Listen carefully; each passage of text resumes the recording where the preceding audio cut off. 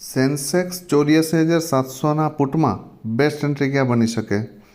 ભાઈ જ્યાં સુધી આ પ્રીમિયમ 172ની ઉપર છે ને ત્યાં સુધી હાઈવે ઉપર છે, આ યાદ રાખજો. 172ની નિયર બાય ડીપ આવે અને સપોર્ટ લેતું દેખાય ફ્લેટ ઓપન થઈને તો પણ એન્ટ્રી કરી શકાય. અને 234ને બ્રેક કરી દઈને તો 277 અને 367ના ટાર્ગેટ માટે જઈ શકાય. સેકન્ડ કન્ડિશન કે આ પ્રીમિયમ જો ગેપ અપ ઓપન થાય 277ની ઉપર તો ફરી પાછું 277 અથવા તો 234 આ ક્લોઝિંગ એરિયાની આજુબાજુ ક્યાંય પણ સપોર્ટ લેતું દેખાય તો એન્ટ્રી કરી શકાય. કેમ કે 3 દિવસથી 277ની રેન્જ બ્રેક થઈ નથી અને થશે તો 367, 491 એનાથી ઉપર લગભગ 600 સુધી જાય તો એ કોઈ નવાઈ કરવી નહીં. આ બે ટાર્ગેટ કન્ફર્મ મળી શકે 491 સુધીના.